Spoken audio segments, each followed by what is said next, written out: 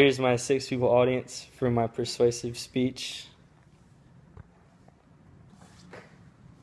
So first, I'd like to say thank y'all for giving me y'all's time. I know it's late. Today, we will be going over how concussions can affect your health, and one of the main sports that gives you these concussions is football. And injuries like these are some of the reasons why I feel I wouldn't let my kid in the future play this sport, even though I grew up loving and playing this sport. Alright, so according to DoSomething.org, in the U.S., athletes playing football suffer roughly 300,000 concussions every year. This is the cause for many parents to decide not to allow their kids to play football. And this is also why I will inform you today about the many problems with children playing football, and as to why parents shouldn't let them play this dangerous sport. So today we will go over many reasons why parents shouldn't allow their kids to play American football. The main concerns are the injuries caused in this sport, which are head injuries, and the main head injury is concussions, and so it's a brain injury. Second would be, the main injuries would be like the knee injuries you can suffer playing a sport. So you're hurting your ACL or tearing it, or your MCL. And the third injury we will talk about is possibly hurting your neck or your spine injuries, so breaking of the neck or spine. Those are the problems we will go over. And second, we will go over the reasons for reasons I am proactive about this issue. And then for the last, we will go over the solutions that I feel would be a way to play the sport if you do decide to play the sport, or solutions a way around not playing the sport as a parent. Alright, so the American Association of Neurological Surgeons said between 4% and 20% of college and high school football players sustain at least one brain injury during the course of a single season every year. The main problem is the targeting of the head, due to the fact that kids are being allowed to go through playing football without being taught the proper way to tackle and hit kids.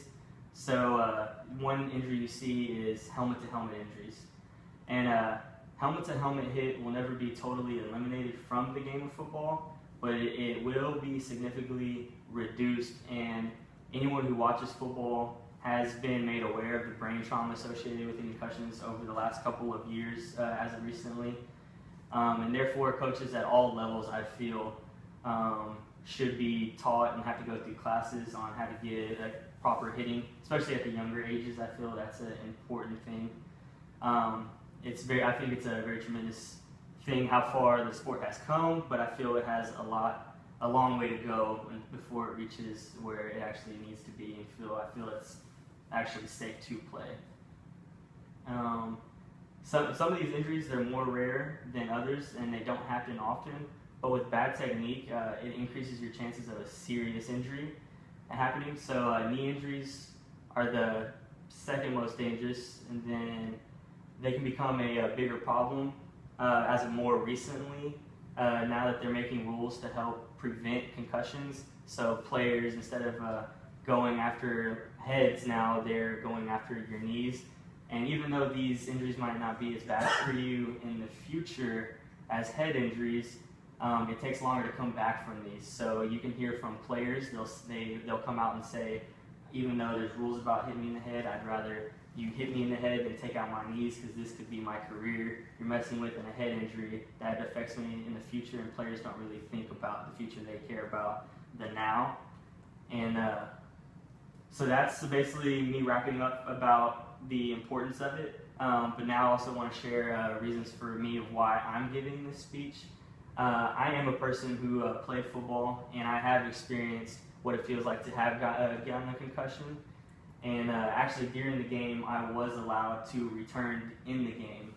And during the time, I thought it was important to be in the game, but once they took me out and I went to the doctor a couple days later, the doctor informed me that I could have been one hit away from either being in a coma, or it could have killed me just due to the hit that I had taken.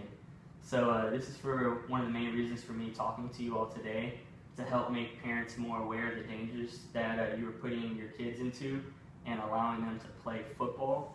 Another reason I want to help prevent kids from experiencing these injuries is that since I have experienced it, and then also for my solution, I feel to help this in the future would be to not allow my kids to play, just particularly for me when they grow up, but not all parents will agree with that method.